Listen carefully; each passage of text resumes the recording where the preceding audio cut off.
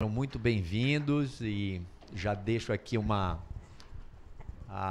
desejo de bom trabalho hoje, né? Boa discussão no dia de hoje e aqui nessa manifestação de um bom dia, eu queria primeiro cumprimentar a presença do professor João Bosco. É um grande prazer lhe ter aqui. Professor João Bosco foi um dos diretores, terceiro diretor da Faculdade de Tecnologia, portanto, marca aqui uma geração. Professor, eu disse recentemente, eu fui diretor da Faculdade do Gama, que foi uma turma também que veio construir um novo campus de engenharia, e eu disse para os meus colegas, eu me sinto muito orgulhoso em reviver o que uma geração fez na FT, né? E, portanto, eu me sinto muito orgulhoso de fazer parte de uma outra geração que reviveu, né? Viveu, por exemplo, um campus só na terra, né? Sem estacionamento, né? Muita poeira, muita lama, né? Mas deixamos esse marco, né? Que foi um tijolo da Universidade de Brasília, nós deixamos, né? Então, nesse sentido, o senhor é uma referência para mim, no sentido de ter marcado com uma pedra a construção da Universidade de Brasília. Então, muito obrigado pela sua presença aqui. Também agradecer a presença de todos. Humberto, manifestar aqui a minha alegria e grande prazer de nós termos conseguido fazer essa sequência, também General Lauria, também agradeço, de nós conseguirmos fazer essa sequência, que é uma sequência, de constituir um hub, né, de prontidão cibernética, e o primeiro evento foi justamente para divulgar e lançar a ideia, e agora estamos num segundo evento, né, e esse evento, Rildo, também agradeço imensamente a sua parceria, porque quando nós começamos a falar de um hub, promovido pela Finatec, nós dissemos, olha, não existe um hub sem a conexão com o que está na universidade e com a sociedade, né? Então, estamos fazendo isso. E aí, portanto, estou muito feliz de conseguirmos juntos, né, construir essa ligação, né? E você é uma parte importante da ligação dentro da universidade. Então, agradeço muito, né? E está aí o evento hoje marcado com a sua apresentação. Então, gostaria, primeiro, de agradecer a presença de todos, desejar bons trabalhos para todos, e, Humberto, convidá-lo agora para ser o mediador e apresentar as pessoas que vão debater e fazer as apresentações aqui. Obrigado também ao time da Finatec, que tem se dedicado bastante a organizar os eventos todos aqui. Sandra, muito obrigado. Obrigado, Tainá, também, que está sempre registrando. Obrigado, pessoal da TI, né, e do apoio. Então, deixo aqui a palavra com o professor Humberto e desejo bom trabalho. Muito obrigado, professor Augusto, sempre um grande defensor, nos ajudando aí, protagonizando esse trabalho do CyberLab, essa parceria nossa da AWARE com a Finatec, muito nos honra, com a Universidade de Brasília. Eu quero dar bom dia, boas-vindas a todos, estamos online também, numa transmissão, todos que estão nos acompanhando também via internet. A interação, nossa ideia é que ela possa ser bastante dinâmica e oportuna. Endereçamos aqui um tema estrutural, né, que é risco cibernético, é algo que o Brasil tem ganhado compreensão na relevância desse tema, e hoje temos mais uma oportunidade, professor Augusto, como o senhor mencionou, e aqui as diversas autoridades presentes, quero manifestar aqui já na pessoa do meu sócio, General Lauria, as demais autoridades aqui presentes, quero mencionar também da nossa equipe, que tanto contribui, o Coronel Urioste, um grande talento que sempre contribuiu para a nossa nação, nesse problema que não é um problema de hackers de cotidiano. Nós estamos tratando um tema que envolve geopolítica, segurança nacional e uma série de outros critérios que trazem a urgência para o tema.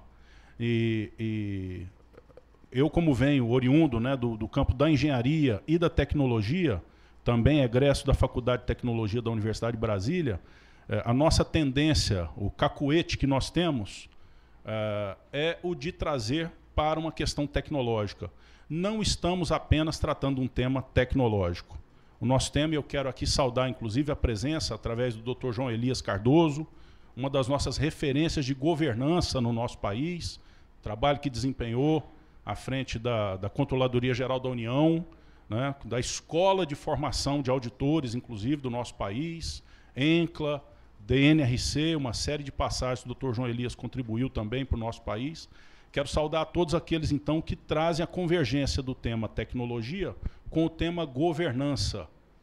O que estamos tratando aqui também é uma lente de governança, de transparência e de gestão voltada à prosperidade do nosso país. E, para tanto, nós temos hoje um prato cheio. Em um determinado momento, na transição de governo, e, obviamente, é transparente para a sociedade brasileira o momento de turbulência político-partidária que tivemos no nosso país, mas num papel de Estado, inclusive de entusiasmo do próprio CyberLab, da nossa empresa, nós tivemos um papel, um entusiasmo e um desejo de engajamento no sentido de contribuir com, então, o processo de transição, tanto para o governo que estava saindo do Poder Executivo Federal, quanto para o governo que estava entrando. E, naquele momento, tivemos uma oportunidade de apresentar uma contribuição voluntária no sentido de uma análise, um diagnóstico sobre a avaliação de risco cibernético dos sistemas de governo de 34 instituições do Poder Público Federal. Passados 6 meses dessa contribuição voluntária que foi feita, técnica, imparcial e isenta, que contou inclusive com o apoio, o entusiasmo também do Tribunal de Contas da União, nesse intercâmbio com o governo de transição, nós tivemos então uma oportunidade de contar com uma avaliação da Universidade de Brasília, através do grupo de pesquisa CIGOD, desses resultados que foram então apresentados. O objetivo então é no sentido de entender como foi feito o processo de avaliação, fazer um processo então de disseminação dessa informação para que esse perfil de instrumento esteja disponível para a nossa sociedade nos momentos seguintes do currículo dos nossos expositores. Então, já os convidando, dizer da oportunidade especial que temos. Nós temos, então, para nos apresentar os trabalhos, a presença do professor Rildo Ribeiro dos Santos. Professor Rildo, por favor, professor, pode se deslocando. O professor Rildo é doutor em Física Computacional pela USP, nos campos de bancos de dados, data mining e inteligência artificial. Professor pesquisador na Universidade de Brasília, no ADM FACE. Pesquisador do grupo de pesquisa CIGOD, na verdade, o nosso coordenador dessa interface de pesquisa, que é Ciência, Cibersegurança e Governança de Dados, no CyberLab também. Professor Rildo, grande prazer tê-lo conosco, professor que já nos conhecemos, de longas datas e diversos desafios já vencidos em parceria.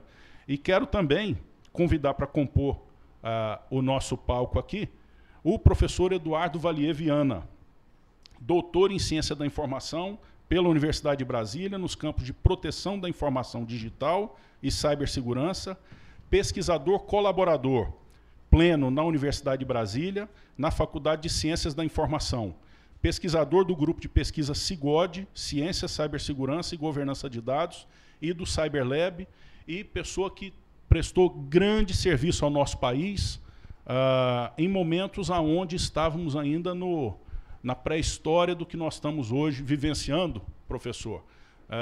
E aqui aplaudir a sua liderança, tanto no planejamento quanto na operação da defesa cibernética dos grandes eventos que o Brasil recebeu, acolheu, eventos globais, desde o Encontro Mundial da Juventude, de 2013, se eu não me engano, passando pela Copa do Mundo, Rio+20, e até chegando ao próprio planejamento de defesa cibernética da Olimpíada.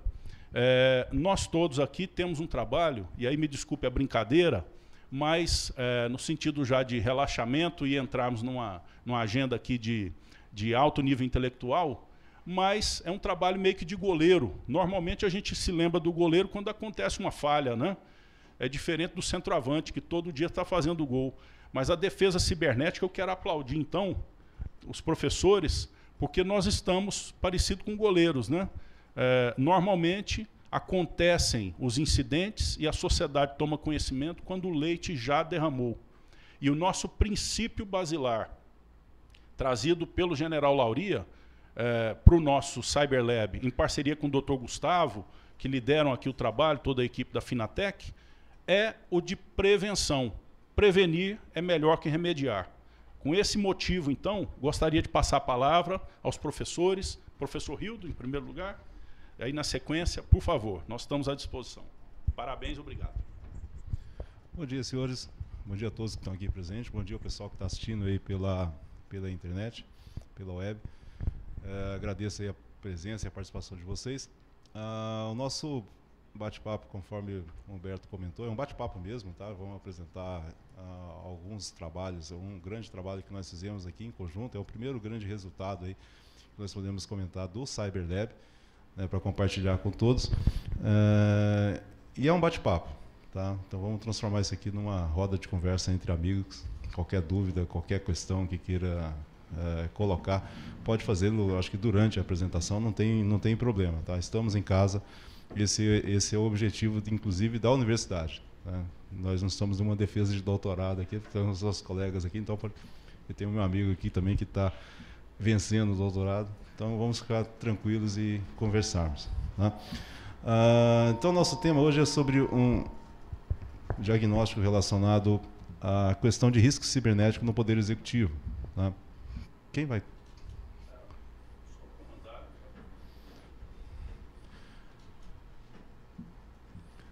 Bom, a grande motivação do trabalho, antes da pandemia, né, vamos falar só um pouquinho aqui, infelizmente a pandemia é um evento aí que mudou bastante a nossa sociedade, mas antes da pandemia, especialmente o pessoal da TI, tinha um discurso de venda falado de transformação digital, né? É importantíssimo para todas as instituições, como questão de estratégica, forma de mudar o seu negócio.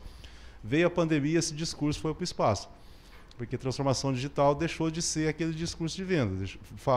No lugar de ser uma estratégia competitiva, virou uma estratégia de sobrevivência. Ou eu estou no mundo digital, não tinha por onde sair.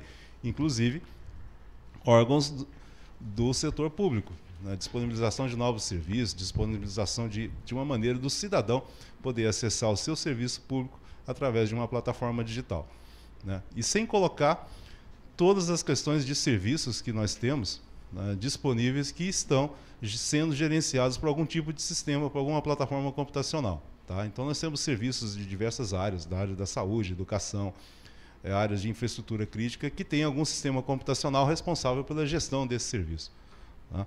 Então, a população, né, e processos importantes de negócio, tanto do setor privado como do setor público, estão em algum ambiente digital. Isso significa, portanto, eu preciso entender o fato de estar nesse ambiente digital, a que nível de risco eu estou exposto, né, a que nível de eventuais ataques indevidos à minha infraestrutura digital que eu me encontro exposto naquele instante, tá? Então é isso que nós estamos falando, a questão do risco, tá? E aí isso fica evidenciado com o histórico de ataques. Só para citar alguns pequenos exemplos, né? Nós tivemos um ataque no STJ que parou o tribunal durante uma semana, depois o Ministério da Saúde, agora recentemente o INSS, só para citar 3 exemplos, que gera prejuízo, tanto do ponto de vista financeiro, prejuízo de imagem, parada daquele serviço naquele determinado instante, e uma dúvida muito grande, né? Como que eu estou? Né? Será que eventualmente eu posso, né, ter algum problema mais grave do que já está acontecendo, né? Temos aqui os nossos colegas das Forças Armadas, entendem, inclusive, que a gente está numa outra perspectiva no que se refere à defesa da nação enquanto nação e perante a outros países, perante a qualquer maluco que exista por aí, né? Infelizmente, sempre tem alguém aí do lado negro, né? Então, qual que é o nosso objetivo aqui, né?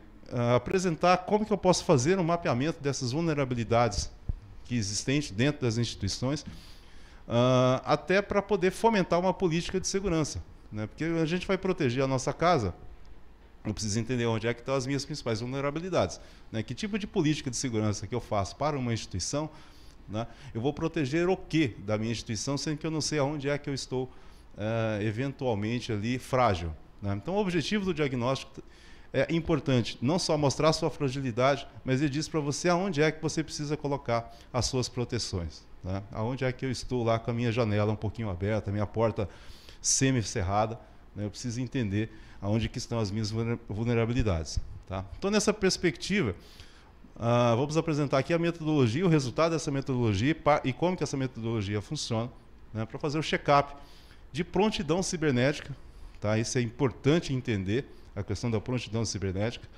Nós já vamos dizer qual que é esse conceito e qual que é o grau de exposição de risco, né? Isso foi feito, conforme o Humberto colocou, em instituições do Poder Executivo Federal, tá? 34 instituições como um todo, que foi o nosso universo de trabalho, de exercício da metodologia e com resultado prático, né? Que vocês vão estar olhando aqui.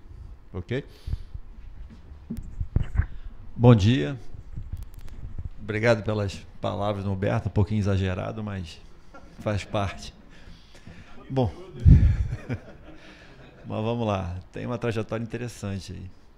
Aliás, as plataformas, as ferramentas utilizadas naquela época nem se comparam com o de agora. Então, quem está com a mão na massa está extremamente privilegiado, como a gente vai demonstrar aqui.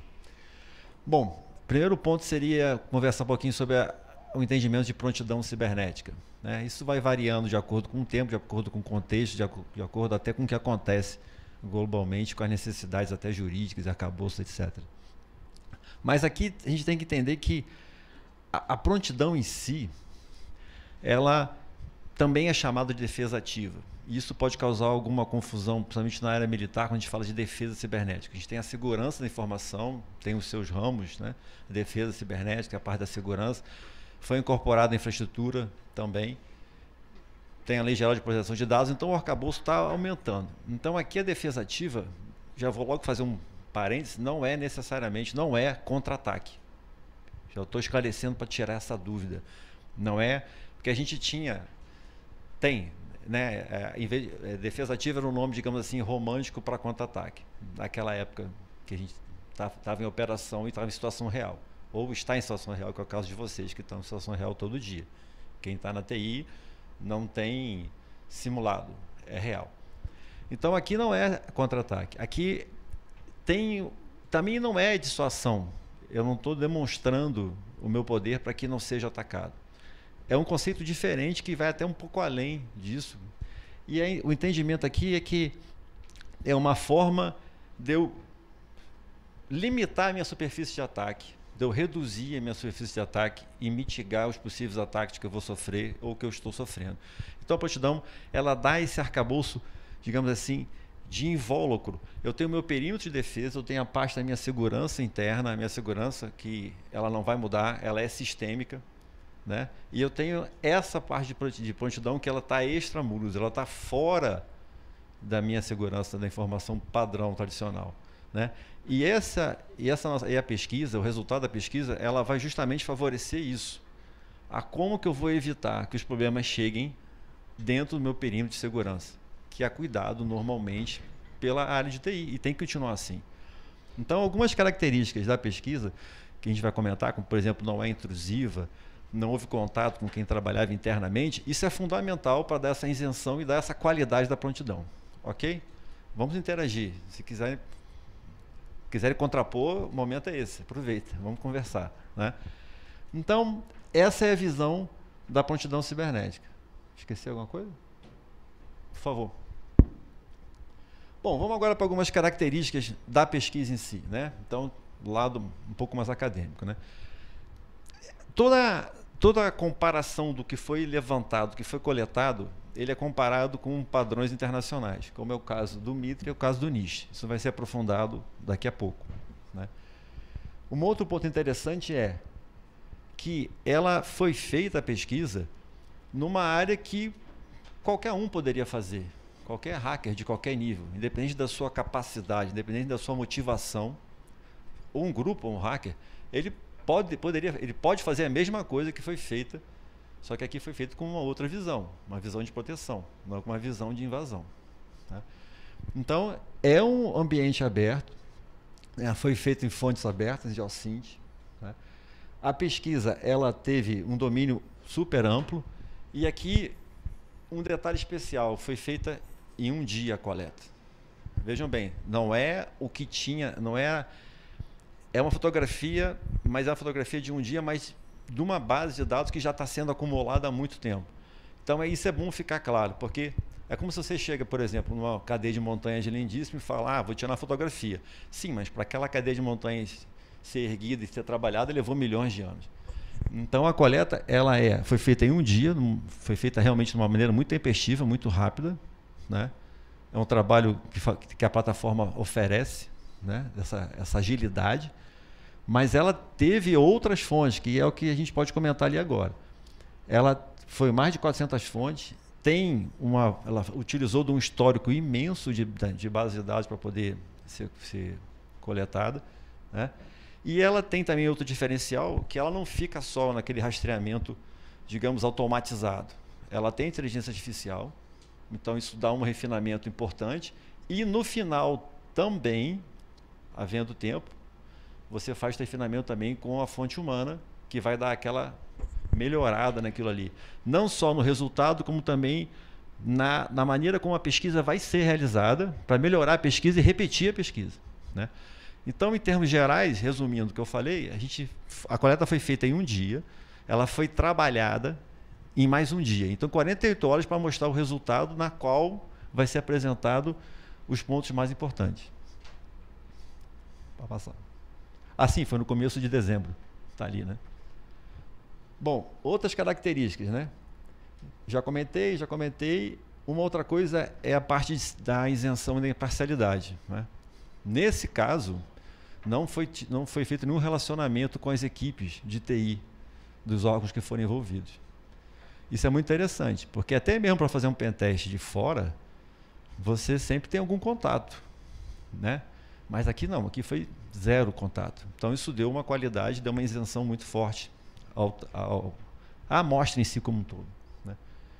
E outra coisa, ela não foi exaustiva, ou seja, ela não abrangeu todos os itens. Vamos pegar um exemplo de um domínio. Eu tenho alguma coisa .gov.br. Eu não peguei todos os subdomínios do .gov.br / e fui fazendo, né? Porque eu precisava de interação para entender. Porque nem sempre o que está embaixo daquele domínio é de interesse daquela instituição. Às vezes há outros domínios que são interessantes que devem também ser colocados e serem pesquisados. Não foi o caso aqui. Então ela não foi exaustiva. Então não tem uma visão completa, macro, total, super abrangente de cada instituição. Ok? E aquilo eu já comentei. Muito bem.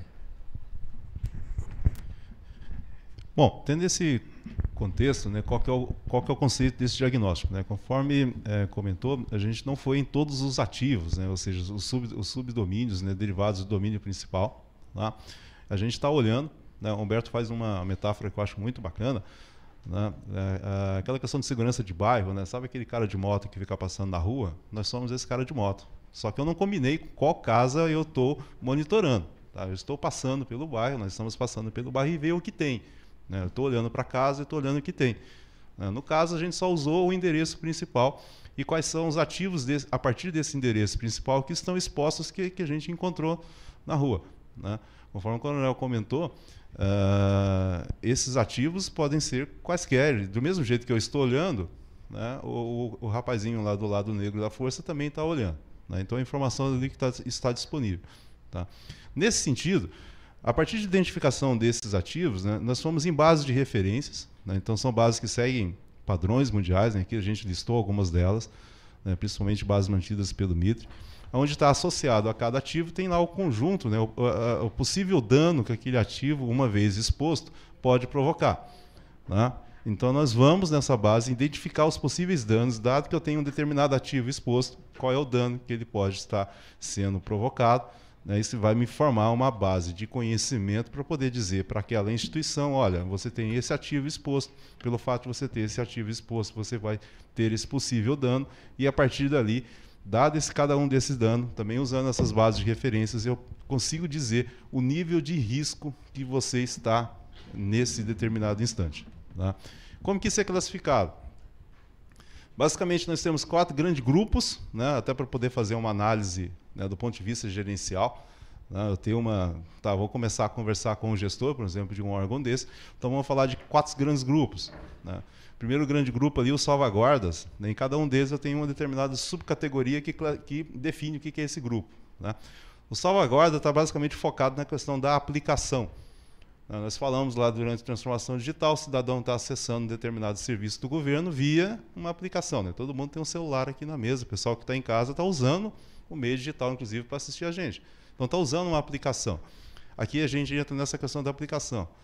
Né? Desafios como gestão de patch, segurança das aplicações, site web, né? Os vários sites web que ficam espalhados para você ter melhor desempenho desse site, como que isso se encontra? Tá? Na camada da aplicação. Tá? O segundo grupo é a questão da privacidade, muito associado lá a vazamento de senhas, né, credenciais que você está disponível, dark web, deep web, aqueles lugarzinhos bem bacanas da internet, né, que está lá a nossa senha, usuário e senha lá bonitinha, e os hackers comentando, eu tenho usuário e senha lá da acme.gov, tá afim? Né, então está lá nesses lugares. Okay? Oi?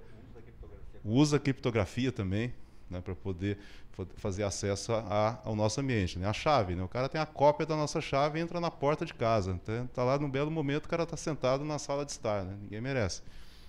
Resiliência. Né? Questão associada à superfície de ataque. Né? O que você tem ali exposto, né, que permite um determinado invasor entrar? Né? Seja a configuração daquele serviço que você contrata externo, né? O seu servidor de e-mail, né? O seu serviço DNS. Né? Segurança de rede, importante, pessoal, prontidão. Eu estou olhando do lado de fora. Quando falo de segurança de rede, não é a segurança da sua rede interna.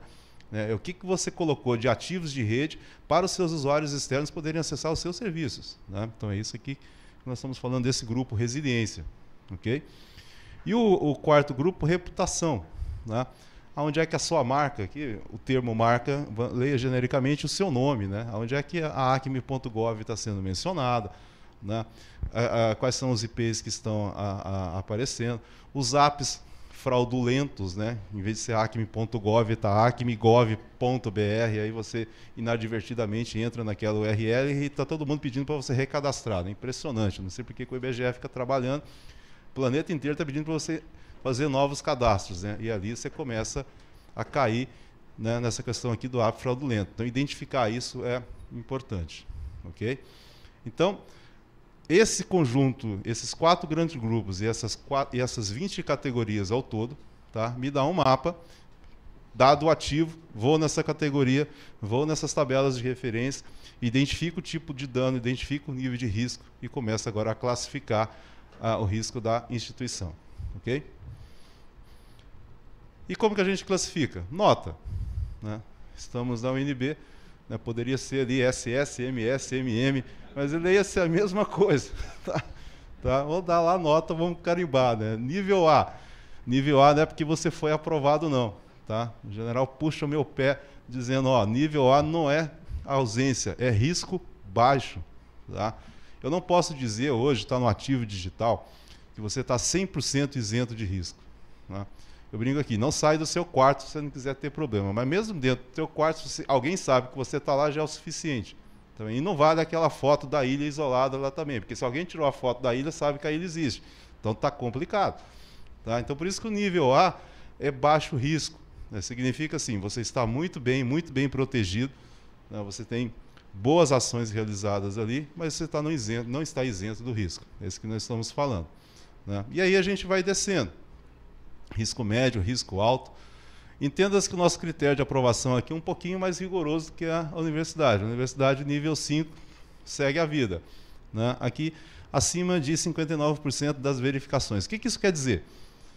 Pegando todo aquele grupo, passando pelos possíveis danos que possa provocar, definindo o score de cada um desses danos, resultado final, deu acima de 60%, tá? Você está lá no D, risco severo.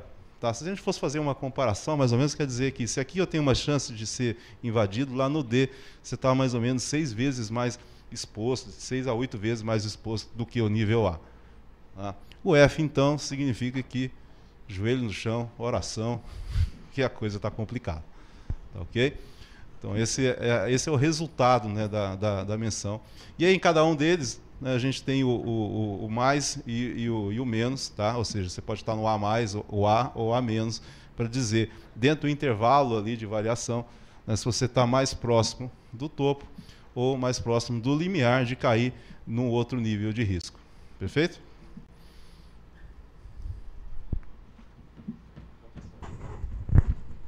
Bom, mais algumas características, né, da nossa avaliação. Então, como eu tinha comentado, o ciclo de 24 horas, acho que está bem claro, né, como é que a coisa aconteceu. E nesse pequeno período, porque realmente é pequeno, para quem é da área sabe que você levantar 220 mil, fazer 220 mil verificações em 24 horas, precisa realmente de uma robustez muito forte na plataforma e uma base de dados, um histórico, né, uns algoritmos bem calibrados para poder fazer isso. Essa é uma característica principal e bem típica da pesquisa, né? Como é que escolheu, o tempo que escolheu e a quantidade da amostra que a gente foi trabalhar em cima. Por favor. Bom, como vocês estavam ansiosos, aqui está a figura macro, big picture, né? Todo mundo queria saber, tá, mas qual é o resultado disso? Tá aí, fácil de entender, interpretação rápida, pronto, já viram, pode passar? Não, brincadeira, fica aí.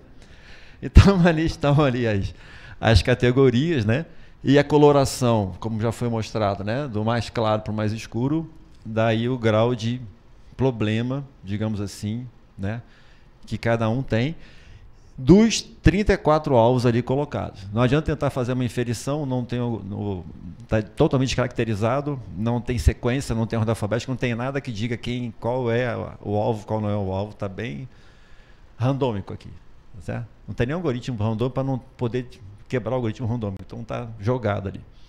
Então ali a gente tem uma noção de como é que está. É a figura geral de acordo com as avaliações ali. Então vai desde gestão de patches, que foi combinado, que foi comentado, até o ranking da web, né?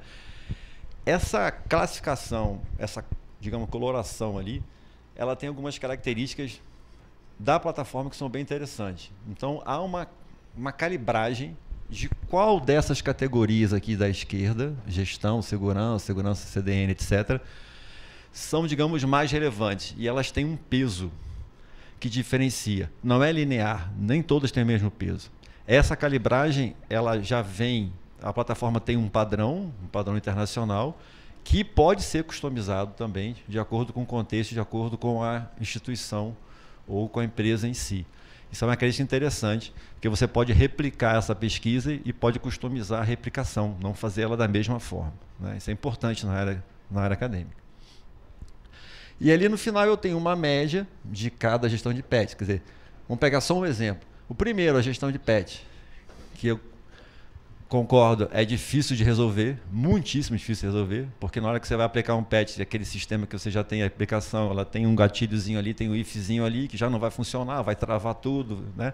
Por isso que, reparem que ela está, a média dela é quase vermelha, porque realmente é uma dificuldade que tem de difícil solução. Isso é um problema de solução de dentro da TI, de dentro da área de segurança cibernética, mas eu reconheço que é difícil.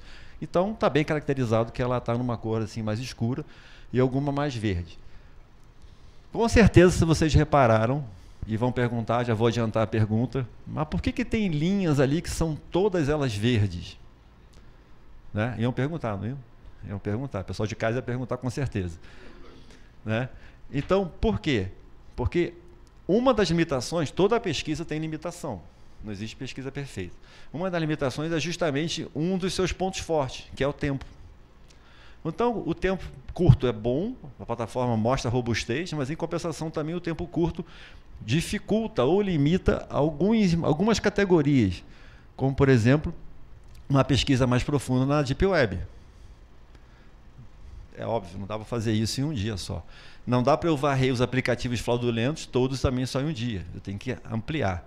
E eu preciso de mais informação da própria instituição para prolongar, para aprofundar a minha pesquisa nos subdomínios ou domínios diferentes daqueles padrões que foram os concebidos, os principais.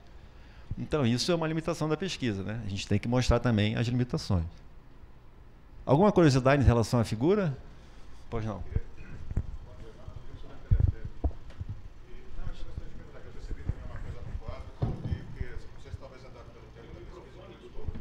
Tem um microfonezinho, por favor.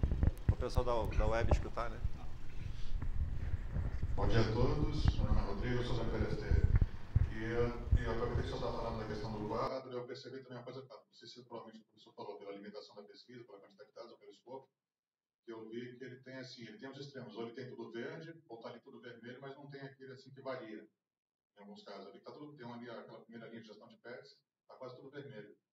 E tem algumas outras que estão tudo verdes, eu não sei se talvez isso aí reflete alguma coisa, porque assim, não tem como ter aquela coisa de oscilação, é uma coisa que é muito, e às vezes é uma exceção, às vezes que oscila essa questão da segurança. Ou você tem aquele problema dos pets aí que eu estava vendo, que é totalmente no caso crítico, ou tem algum caso que é mais tranquilo. Eu vi que não tem assim um que é, só tem acho que uma linha ali que varia, de verde, de... Não, não. Eu queria entender assim, se isso aí é alguns números ou é mais por conta do trabalho que o senhor desempenhou, isso aí pode variar um pouco. Não, Desculpe o nome? Da onde você é? Empresa FT? Sim. Também. Mas vamos lá. O verde, sim. O verde é uma limitação da pesquisa. O vermelho, não. É uma tendência que dessa amostra aí, desse tipo de instituição, a gestão de PET realmente é fraco, né? É porque o laranja, na hora que a gente projeta, não fica tão... Mas mesmo a gestão de PETs, ela tem algumas unidades, alguns alvos que são verdes, né, alguns que são amarelos, laranjas e tal. Então não tem assim um padrão, não há limitação em relação ao problema dela, de ser muito vermelho assim. Isso não é. Isso é realmente uma característica da amostra. E algumas, por exemplo, naquele momento estavam bem, né? Então a tendência é que ela seja do verde para o verde mais claro mesmo. A minha pergunta é em relação ao seguinte, que toda vez que assim, como eu não sou especialista da área de segurança da área de dinheiro, então o que acontece? Às vezes, assim, a impressão, acho que assim, para quem vê de fora, é que a preocupação que a gente tem, que antigamente, você conceptualizou a questão da pandemia. Antigamente a gente trabalhava com a questão da segurança do se, hoje a gente trabalha com quando. Não é se vai acontecer, é quando vai acontecer. E a preocupação, às vezes, que eu tenho, por mais que a gente tenha todo um trabalho, tenha todos os controles, eu sempre me preocupo assim, se eu não estou, a questão da calibração, talvez, do algoritmo, da forma que tudo é feito, se eu estou indo demais ou eu estou indo de menos, aquela questão se eu estou, a questão do alarme falso, de assim, como é que eu consigo controlar as diferentes variáveis, assim. Eu sei que assim, não tem talvez uma solução 100%, mas assim, uma maneira de conseguir minimizar essa questão. Não saber assim, a primeira preocupação é a seguinte, se eu calibrar demais a ferramenta, eu vou começar a trancar tudo. Se eu calibrar de menos, vai passar muita coisa. Né? Como é que eu consigo medir essa questão assim? Eu estou indo no caminho certo. Professor Valier, posso falar um pouquinho dessa? Agradecer a pergunta, doutor Rodrigo. O padrão, como disse aqui o professor Rildo, existe uma classificação que não é nacional, ela é internacional, é um modelo consagrado que a gente pegou, existem alguns modelos, né? Então, o padrão de cores segue uma régua, que é uma régua conhecida, de domínio público, vamos dizer assim. Esse é um primeiro ponto importante. E o outro ponto, a gente nota em alguns, por exemplo aqui, Saúde DNS, se eu não me engano, Saúde DNS apresentou alguns aqui. Por trás desse vermelhinho, ou de um outro verde, ou qualquer que seja aqui, o gestor, seja o gestor tecnológico ou de governança, ele vai ter o apontamento concreto. Como disse o professor Valier, por trás disso aqui, foram mais de 220 mil verificações. E a verificação ela serve para o positivo ou para o negativo na escala de menções de nota, vamos dizer assim, né? Que o professor Rildo apresentou. Então, para o gestor, quando eu tenho um verde, não quer dizer que não aconteceu nada. Quer dizer que eu verifiquei, com base em protocolos consagrados, diversos tipos de vulnerabilidades possíveis, dada a arquitetura tecnológica, o modelo institucional daquele alvo que foi definido. Então, para cada um desses alvos aqui eu estou tratando de uma forma muito condensada. Esse aqui é o mais alto nível de consolidação dos dados. Então, aqui são ministérios, agências nacionais, institutos nacionais. A gente aqui chamou de alvo, obviamente, para descaracterizar, não quebrar a privacidade individual. Aqui são dados agregados, vamos dizer assim, né? Mas, por trás disso, os gestores que tiveram interesse interagiram conosco e receberam um relatório complementar. Então, em cada menção colorida dessa, o gestor teve consciência situacional do que está acontecendo na organização dele especificamente ou dela especificamente. Tá? Isso esclarece o questionamento? Sim, também justamente a gente tem essa preocupação. Quando você trabalha às vezes numa instituição em que a atividade finalista não é tecnologia de informação, a gente tem essa dificuldade de traduzir esses dados. Perfeito. Pro gestor. Perfeito. Tá? Por isso que eu estava assim, tentando... Perfeito. Muito obrigado pela pergunta. Pois é, atrás daquele verde tem 2 ou 3 observações que dizem, ó, você está verde, mas você tem esse e esse problema. Mas o problema, dentro da metodologia, comparando aquele padrão do Mitre, CVSS, etc., ele te caracteriza como você está com baixo risco. Mas quando você tem 2 ou 3 problemas ou mais que são realmente relevantes e que vão aumentar, aí o risco aumenta, por isso que a cor é vermelha. Então, obrigado, Humberto. Por trás daquela cor ali tem uma relação de problemas que você tem que verificar para melhorar. Tá? Obrigado pela pergunta. Mais alguém, gente? Gostaram da figurinha da Big Picture? Engenheiro é assim, né? Olha uma tabela, começa... Emociona, né? Emociona. Pelo que eu entendo, então, e aí, confirme se é essa visão. O gestor local, ele vai olhar as colunas ali, né? E o governo vai olhar as... Positivo, né? positivo. Então, tá. Então, por isso que o vermelho é a atenção, mas é a atenção para o ecossistema como um todo. Já... A linha é preocupante no ecossistema. Para o gestor local, né, para cada alvo, ele vai ter que olhar a coluna. E aí a gente já vê mais variação. Né? Positivo. Perfeito, obrigado. Acho que eu vou aproveitar o gancho e já vou falar do último slide, que é da contribuição. Né? Já que tocou nesse ponto da visão geral, uma das contribuições que tem, agora olhando de cima, uma visão holística de Estado, é que o governo como um todo, ele pode olhar para esse quadro, e a sociedade também pode olhar para esse quadro. Aí tem a noção de transparência, né? E pode ver como é que é seguro, é possível me relacionar bem com o governo digital, com os órgãos do governo, como é que está?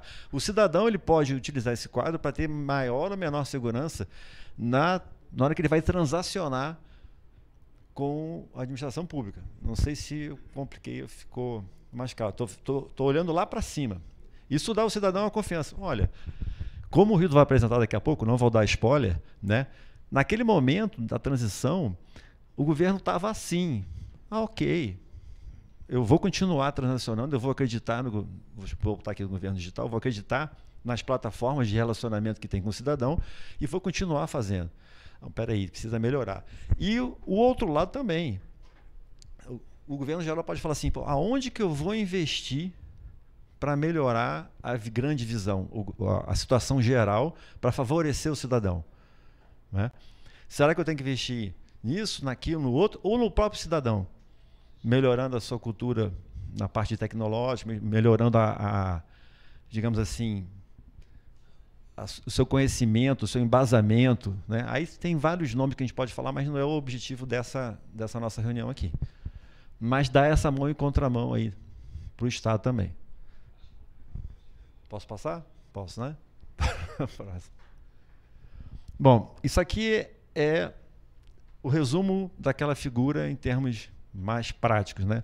Então ali a gente pode perceber que eu tenho 121 menções, por exemplo, de alto risco em C, que eu tenho, aqui é um resuminho, né? Eu tenho risco crítico 113, e aí você vai, digamos assim, enxugando e vai tendo uma visão mais fechada do que daquela figura ali está indo ao encontro do que você perguntou de uma maneira mais abrangente, não tão detalhada assim. Mas aqui eu já começo a detalhar melhor. E aí eu percebo algumas coisas interessantes. Que, por exemplo, nenhuma das instituições avaliadas, né? Ou seja, ela pode ter uma nota final boa, né? Ela pode ter um risco baixo final, mas ela tem detalhes na estrutura dela que contaminam, que estragam tudo, né? Aquela ideia da maçã podre no cesto aqui, ela é mais do que verdadeira. Eu tenho 100 maçãs, mas se uma está ruim no meio, né, o cesto pode ficar ruim. E ó, a gente está cansado de falar aquela máxima, né? Não adianta eu ter uma parede toda bonita com um furinho pequenininho, por ali que a água vai vazar e ali que a represa vai estourar. Então, essa característica é interessante, porque assim, mas eu tô verde. Podia deixar isso, né? Para o gestor isso é ótimo. Não é que está bem, eu estou menos ruim. Na segurança a gente tem essa... Eu estou menos ruim. Mas não é bem assim. Você tem pontos de atenção fortíssimos que você tem que olhar e que você tem que cuidar, né? Essa é uma grande contribuição dessa pesquisa, assim, que você pode observar isso. E o resto eu acho... o resto acho que eu já comentei. Ok? Próximo. Ele estava aqui? Mais alguma interação, gente? Alguma pergunta? Por favor. Bom, aqui é consolidado total daquela figura, tá? Figura para o gestor, vou mostrar lá. Pensando no ecossistema, ou seja, nesses 34 instituições que nós avaliamos, né, a nota geral colocada assim, é B-. Ou seja, se for falar enquanto governo nesse subconjunto, né, ele está com um determinado nível de risco e B-, né, ou seja, próximo do nível C. Então tem um certo agravante, né? Aonde é que está pior? Aí vai um pouco de encontro que você colocou, né? No primeiro grande grupo, lá, o grupo da salvaguarda, se vocês lembrarem, o grupo da salvaguarda está relacionado às aplicações, né? E aí, quando a gente pensa em aplicações, o pessoal da engenharia, agora vamos vingar, engenharia de software também, engenharia, o pessoal meio quadrado da engenharia de software, de desenvolvimento de soluções, né? O problema das aplicações começa desde lá do desenvolvimento. Então, assim, por isso que é algo complexo, né? Não é só a aplicação pronta, né, e a gente consumindo aqui, por exemplo, no celular. Então é uma área onde está no nível D, né, significa que a gente precisa avançar bastante as nossas aplicações pela foto que nós tiramos, não é conclusivo, né, obviamente a gente tem que ficar monitorando isso o tempo todo, né, mas a foto tirada, né, dado o histórico que nós tínhamos até aquele momento, a gente precisa avançar na segurança das nossas aplicações. Desde o início do desenvolvimento, questões de testes, depois manutenção dessa aplicação. Vocês vão ver que o principal item lá relacionado está associado aos patches, que é uma dificuldade, né? Conforme colocou, né? Você tira um patch, você derruba a pecinha do dominó, porque num belo dia um programador teve uma ideia genial de que aquele patchzinho, aquela rotina, deixa bacana lá a cor da minha tela. Trocou, não sobe a aplicação. É um desespero. Mas isso é um detalhezinho. A questão de privacidade, nível C, né? Usuário e senha, né? E-mail exposto. Né? Não estou dizendo aqui do e-mail que está escrito no post-it lá quando você abre seu notebook, tem lá milhões de senhas que a gente fica anotando. Não estou falando nisso. É o que está exposto mesmo digitalmente. Né? Então, a privacidade é um dos grandes itens a ser tratado enquanto você pensar em política. Lembra que a gente comentou, né? Eu vou fazer uma política de segurança, eu vou atacar onde? Né? Aonde é que eu vou começar a fechar? Então aqui, de certa forma, a gente está dando um mapa de onde você começa a fechar. Preocupação com as aplicações, depois preocupação com a questão de privacidade, ou seja, eu estou deixando ativos muito preciosos expostos, isso vai virar a porta de entrada, né? E aí um pouco menos resiliência e reputação, né? Avançando, ou seja, quando a gente fala lá da questão de resiliência e reputação, né, nós estamos falando lá de exposição da minha imagem, e aqui entra naquela questão do verdinho, né? Não significa que está bom, tá? Aí é uma questão da limitação da pesquisa. Pelo fato de a gente ter feito a coleta só de um determinado dia de todo o histórico, a gente precisaria ter se aprofundado mais, e aí necessário uma interação com o órgão para que a gente possa entender direitinho essas categorias para ver se de fato a gente está no nível B. Pode ser que a gente esteja um pouco pior ou um pouco melhor, não sei. A foto daquele momento nos revelou isso daqui, mas Nesse item em específico, tem essa limitação que é importante a gente analisar com mais ponderação. Nos outros itens, não. A foto daquele dia é o cenário que aconteceu até então, naquele momento. Né? Então, lá é um pouco bem mais conclusivo nessa perspectiva. Ok? E aí, olhando alguns exemplos, tá? E aí a gente trouxe exemplos aqui de instituições específicas, né, sem mencionar exatamente qual é. Né? Quando a gente entra lá no grupo de salvaguarda, ali acabou mas a nota ali é importante vocês olharem, além de distinguir a questão da cor, tá? É o que a gente falou, né? A questão de PET e APS. Vocês verificarem, né, 67%, 64% de toda a amostra está em F, né? Eu tenho um problema muito sério relacionado tanto na segurança da aplicação quanto nas questões de PET, só para citar 2 das variáveis desse grupo. Tá? Então, assim,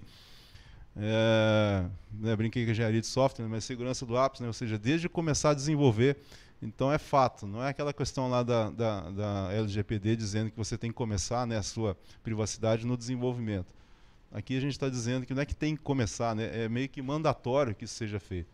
O programador, você tem que começar a capacitar o programador para dizer que a linha de código que ele escreve não tem só que fazer o requisito funcional. Essa linha de código ela tem que ser uma linha segura. Né? Porque quando ele começar a botar a sua aplicação com aquele código que você escreveu, eu estou abrindo portas da minha organização. E quando a gente pensa enquanto nação, é um tema que a gente vai debater futuramente, se você pensar em infraestrutura crítica, então é uma entrada para eu derrubar toda a linha, né, de transmissão, por exemplo, de energia do país. A gente não estaria aqui falando, por exemplo, né? A gente estaria debatendo debaixo de uma árvore. Então é complexo. Temos que tomar muita atenção com esse tipo de detalhe. Ok?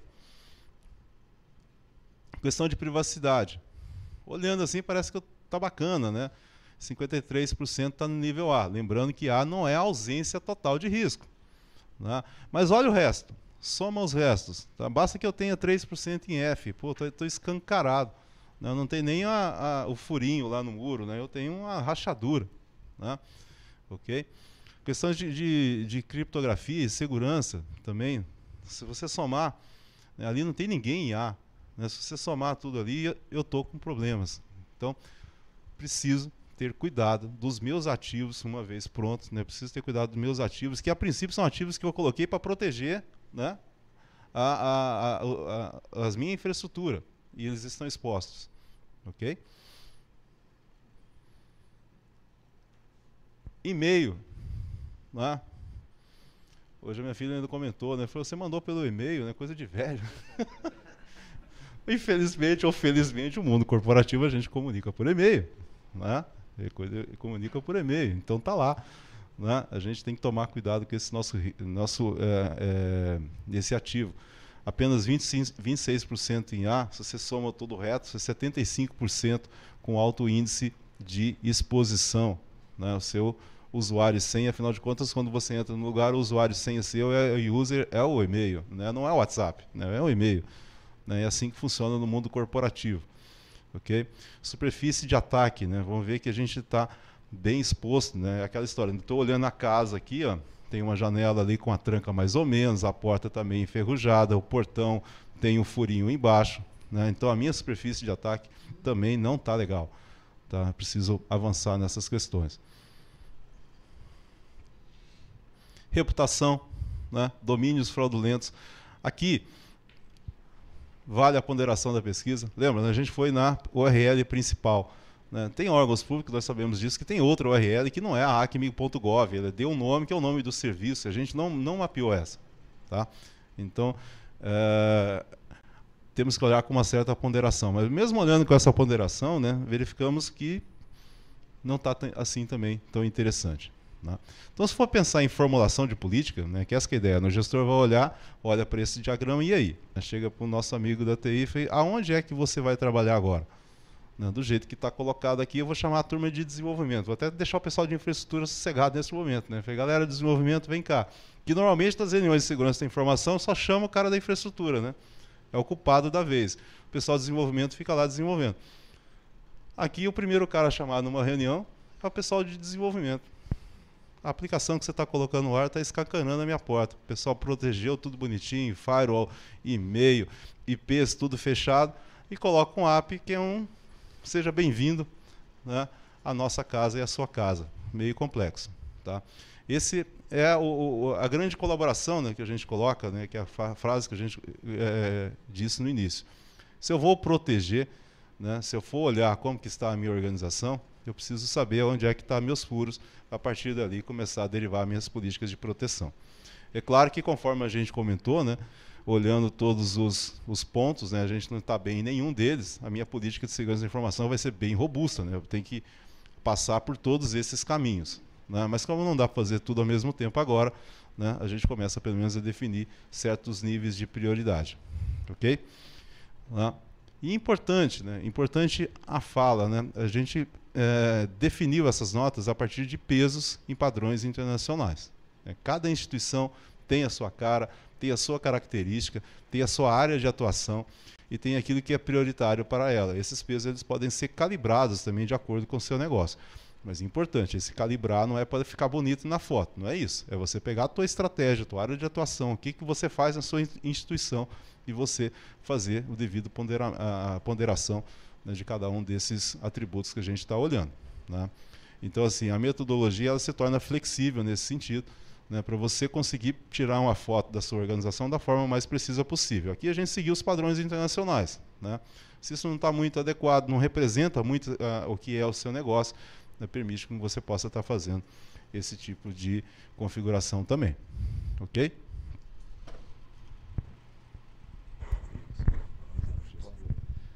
Bom, das contribuições nós já comentamos praticamente todas, né? Então eu vou... Ali a gente tratou do risco cibernético dentro daquelas categorias, né, daqueles 4 grupos, daquelas 20 categorias, certo?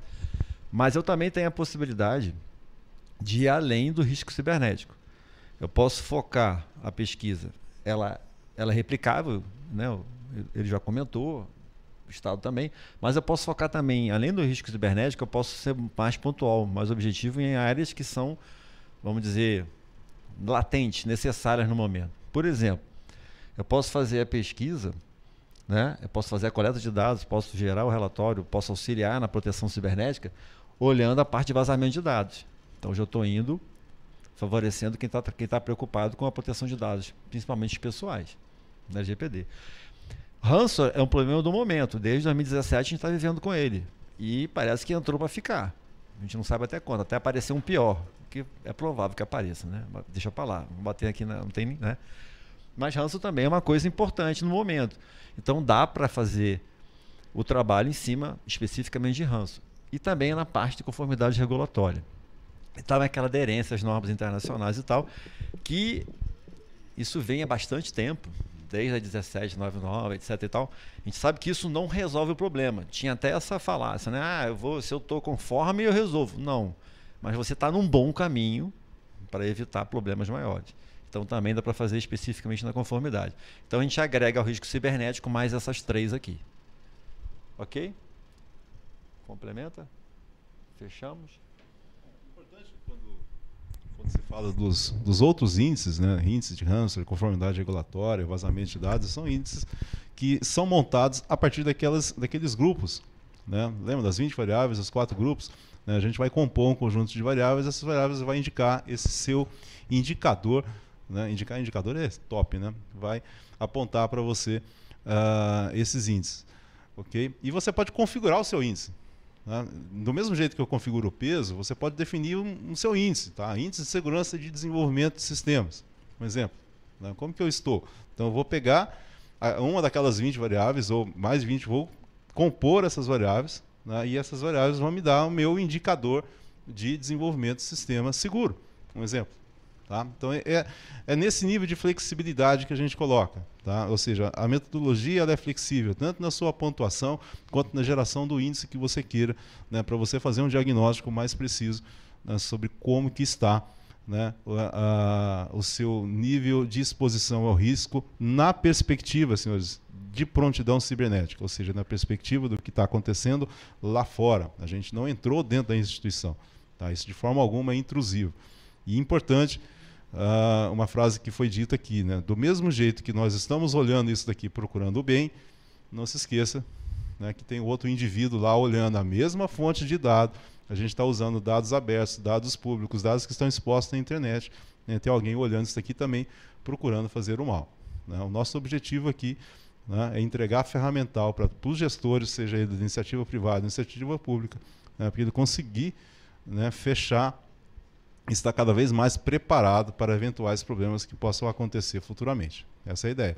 E com flexibilidade. Né, esse é o objetivo, né, que é a ideia da parceria que a gente tem aqui dentro do CyberLab, nossas questões metodológicas do ponto de vista científico, com um conjunto de ferramental, que sem esse ferramental a gente conseguia coletar tantos dados assim em tão curto intervalo de tempo para poder começar a trabalhar em cima. Ok, senhores? É isso. Agora aberto aí a perguntas para todos, por favor.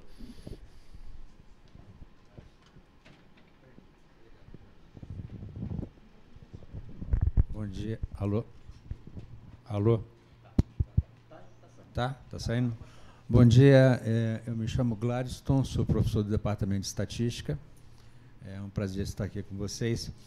Eu tenho uma curiosidade que, assim, quando vocês estavam falando, né, e se tratando de segurança, eu me lembrei de países que, por exemplo, como o Canadá, que se faltar energia, as pessoas morrem, né?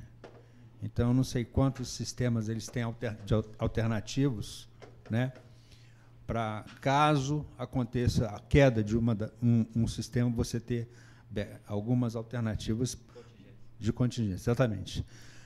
Então, nesse sentido, eu queria fazer uma pergunta para vocês assim. Quem é benchmarking hoje, em termos de nação? Quando você fala de segurança de serviços e defesa nacional, né, quem são os países que são referências no contexto global, e o Brasil está onde? Pergunta excelente, porque eu não vou responder.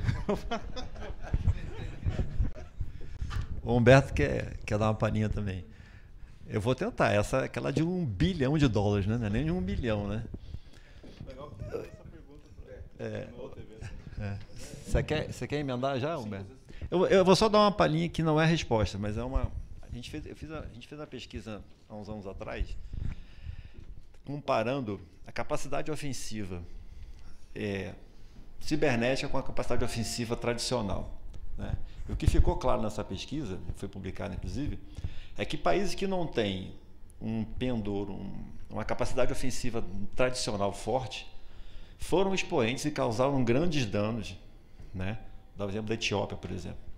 Causaram grandes danos como as grandes potências. Então, tem um termo que o pessoal gosta de usar, mas eu não gosto muito, mas essa diferenciação entre que saiu do tradicional. Isso está provado já por várias pesquisas, etc. Isso deixa a sua pergunta muito mais relevante, porque à medida que eu tenho pequenas... Estou falando em Estado-nação, não estou falando nem de grupo com intenção, capacidade, etc. Estou falando só de uma faixa, de uma tipificação de hackers, vamos chamar assim, né? Essa capacidade deixa os países numa situação muito difícil. E aí você entrou na área da infraestrutura crítica, que também é uma área que eu gosto muito, né? E como é que você trabalha na infraestrutura crítica, né? Então você aí precisa, tanto que colocaram lá na estratégia de segurança nacional, a segurança cibernética e a infraestrutura crítica como um dos itens dentro da segurança da informação. E aí você começa a ficar bem mais complicado. Como é que você faz com a infraestrutura crítica? Eu tenho a defesa cibernética. Ok, tem que trabalhar junto. Eu tenho a segurança interna, tem que trabalhar junto. Mas eu também tenho que estar atento e usar um sistema de prontidão maior. Então eu saio da parte interna de segurança, não sei se eu estou complicando, e entro numa parte de rede. Preciso trabalhar em rede para poder prover segurança de infraestrutura crítica, que é esse caso. A contingência, que foi perguntada, é um problema, como é que eu vou falar isso sem ser rude? Um problema interno de quem tem a infraestrutura crítica. Eles têm que coordenar aquele grupo, aquele segmento que provê aquela sustentabilidade, seja na área de energia, seja na área de abastecimento, na área de saúde, que área que for, porque cada país tem a sua... O Brasil tem 5 ou 6, os Estados Unidos tinha 12, a União Europeia tem 17. Aí cada um determina a sua área que vai prover a segurança e tem que trabalhar em rede. Esse é um desafio gigantesco, que extrapola inclusive a parte nacional. É intra, é fora, porque uma represa ajuda 2 países. Vê o caso de Itaipu no Brasil, que é um exemplo clássico, né? Eu acho que eu compliquei. Eu não respondi, mas eu vou deixar para o Humberto aí. Humberto, vai que é tua. Ajudou muito.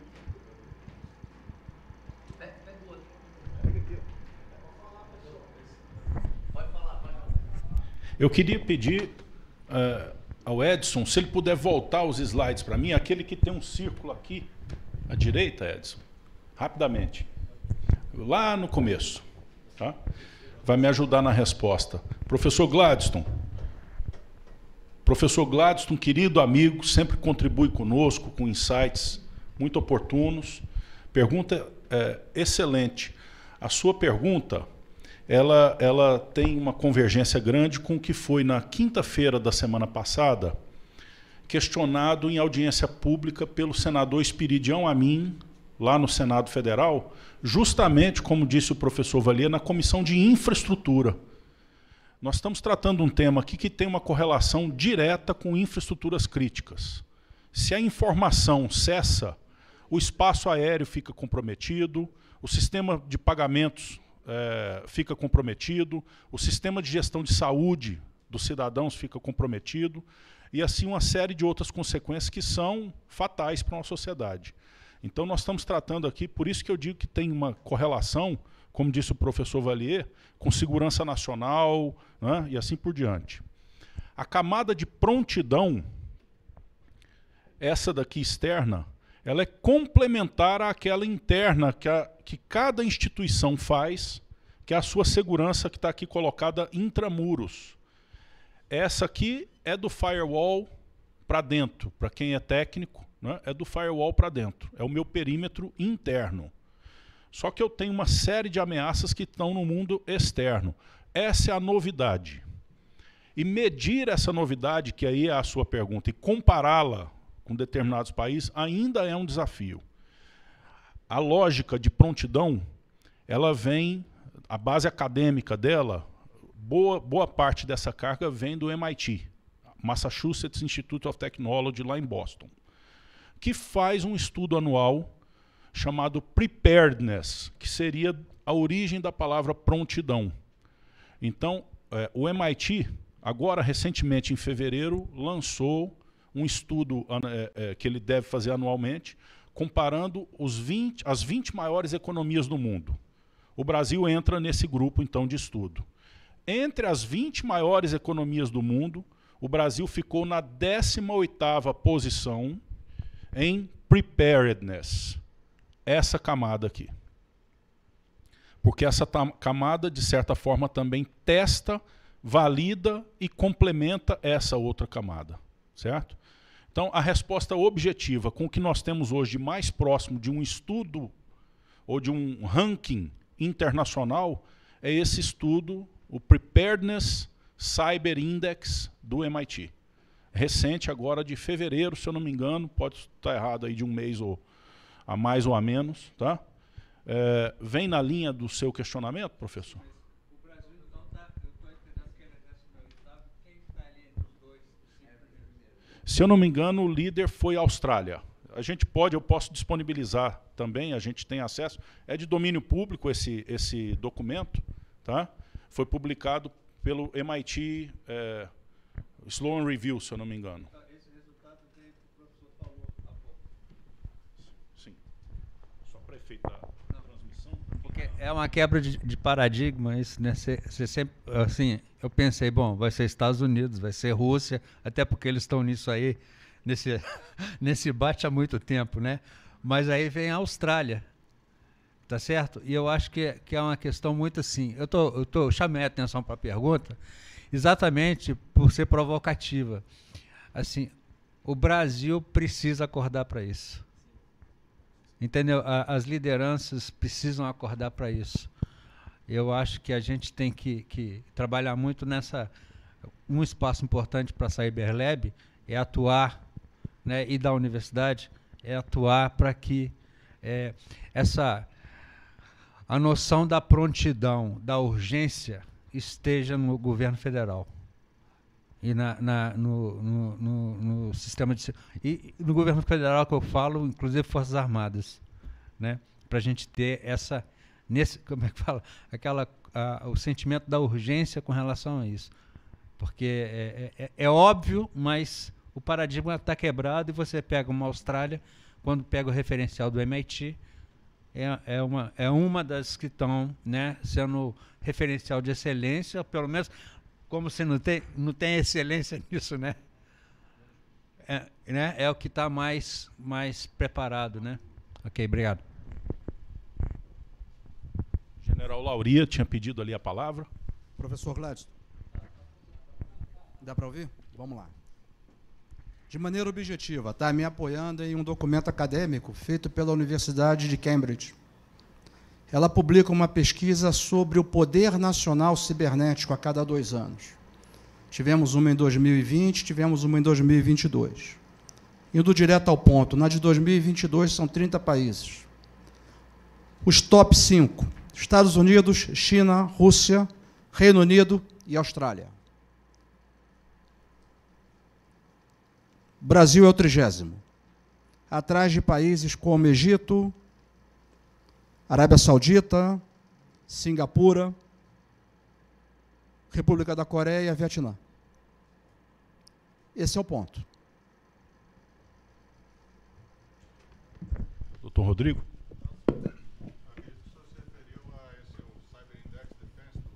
Exatamente. Ele tem aqui um ranking só para informar aqui o pessoal. Obrigado. Eu vou repetir aqui, que agora eu estou com o microfone. Eu acredito que esse aqui é o Technology Review, que é o Cyber Defense Index 2022/23. Ele tem um ranking aqui em geral, e nesse ranking em geral, os 5 primeiros são Austrália, Holanda, Coreia do Sul, Estados Unidos e Canadá. O Brasil segue nesse ranking em 18º, que ele era um critério geral, mas aí nos comparativos, os pilares aqui que ele utiliza, deixa eu ver aqui, eu acho que é infraestrutura, tem outras coisas aqui. Eu acho que tem como... Ele tem até o relatório aqui para quem quiser baixar. Está disponível aqui. Mais detalhes.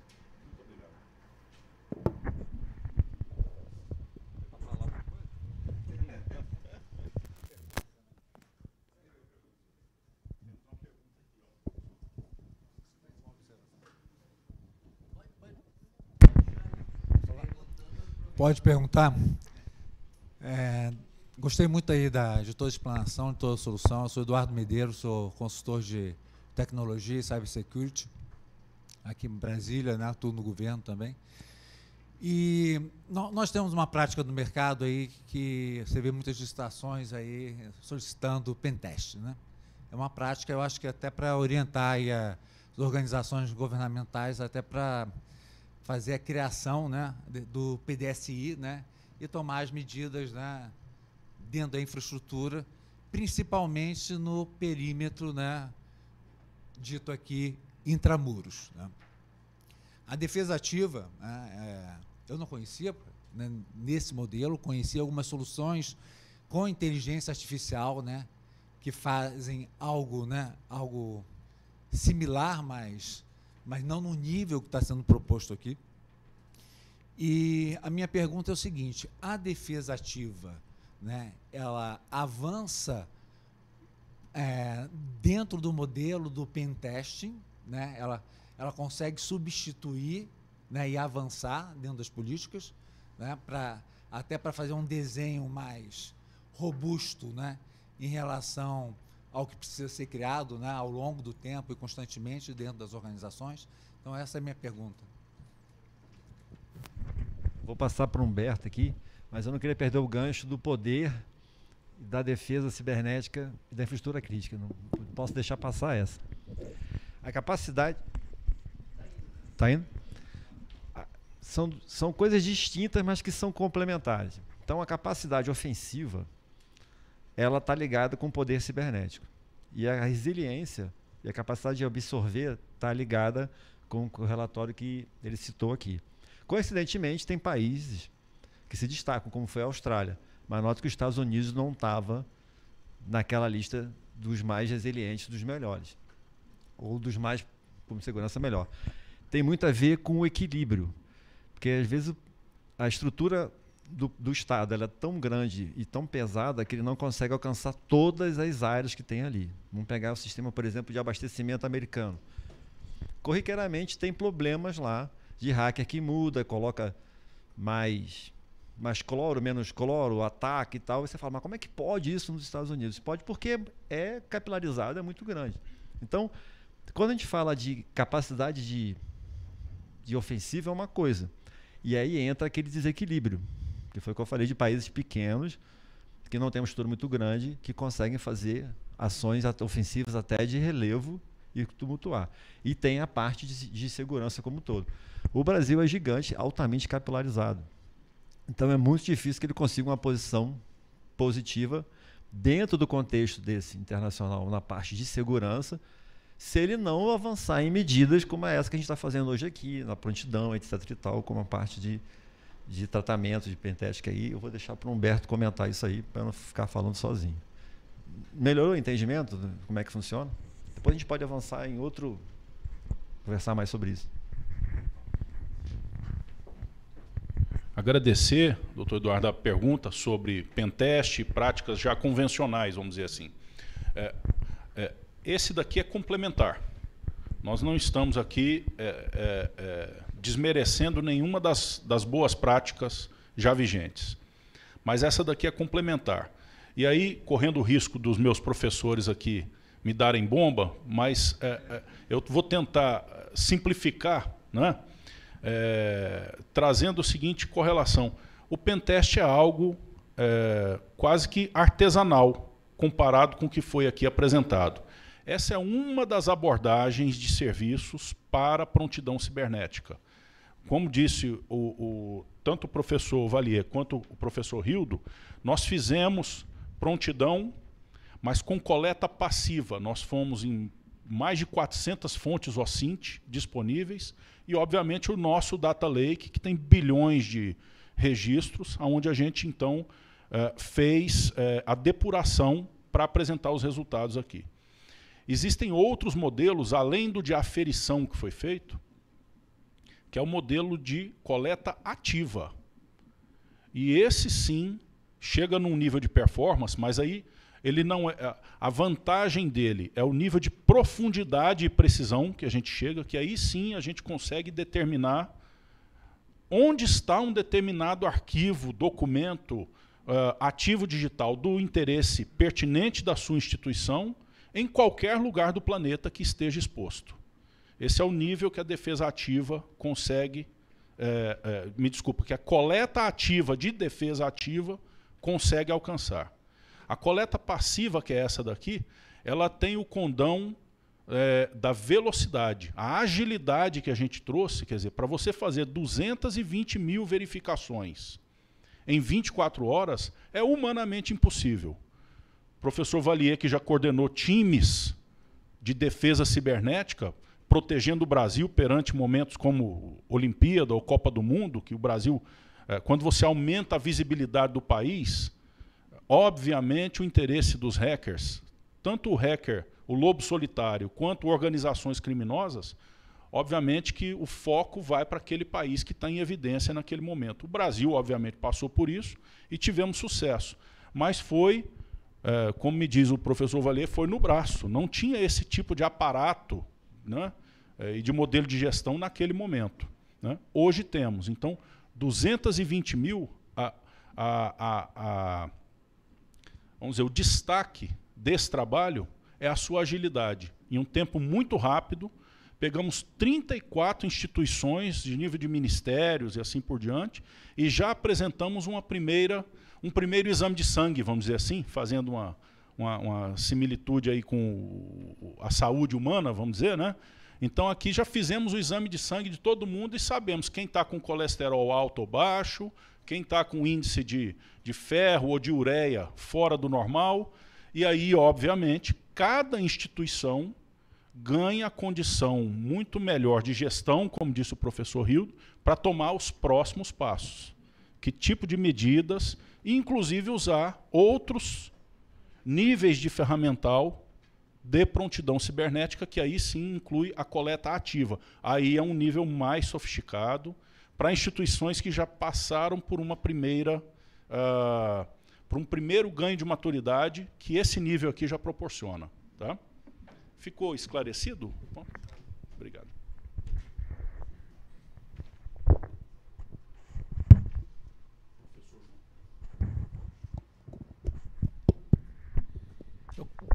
que é o professor João Bosco Ribeiro. Eu gostaria de cumprimentar a Finatec, os palestrantes, por trazer essas informações tão preciosas e importantes para o país e para o mundo. Eu, como sou de gerações passadas, estou acostumado a trabalhar com risco e com prevenção, porque sou professor de estruturas e sempre tive essa atitude, como professor de pontes, verificar o que é as estruturas de risco. Daí eu gostaria de colocar uma tradição brasileira de só a gente tomar posição quando acontece o desastre. Não é só brasileira. Só para levar para o meu tema de pontes, nós tivemos em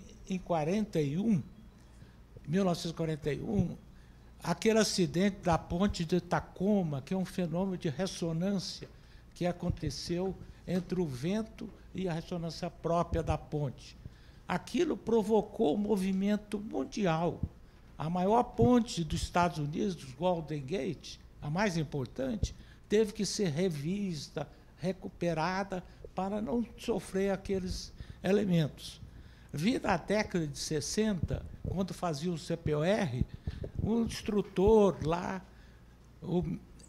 dando indicação. Quando nós estivermos marchando, não marche sobre as pontes. Isso virou uma instrução para todos os exércitos. Daí, isso é só para lembrar que nós precisamos dessa conscientização. A conscientização não é das estruturas governantes, de todas as entidades, de todos os agentes, mas também da sociedade. A sociedade está muito vulnerável. Estou vendo hoje, abro o noticiário, a primeira notícia. A Delegacia Especial em Crimes Cibernéticos da Polícia do Distrito Federal, até assustei, já tem essa delegacia, atrás de cibercriminosos que estavam fazendo exploração sexual de crianças para criar filmes de pedologia. Você vê a vulnerabilidade das nossas famílias que estão lá no seu lar sendo atacada por cibercriminosos. Então, eu acho que a conscientização da sociedade, não para passar o medo, mas para passar a palavra prevenção. Eu acho que a prevenção é o caminho de criar políticas públicas para isso, de criar consciência nos cursos universitários da importância de ter essa postura preventiva. Essa postura preventiva que, às vezes, assusta as pessoas quando vê, mas esse ainda tem esse componente. Ele é virtual, a sociedade não está vendo. Então, eu queria só passar uma pergunta. Como vocês, atuando, interagindo com o governo, como vocês veem a postura do governo, dos governos, aí, em geral, para essa problemática? E como, se teria algum caminho já implementado ou proposto para fazer essa conscientização mais ampla da sociedade em todos os níveis para a possibilidade de ser atacado por cibercriminosos. Muito obrigado.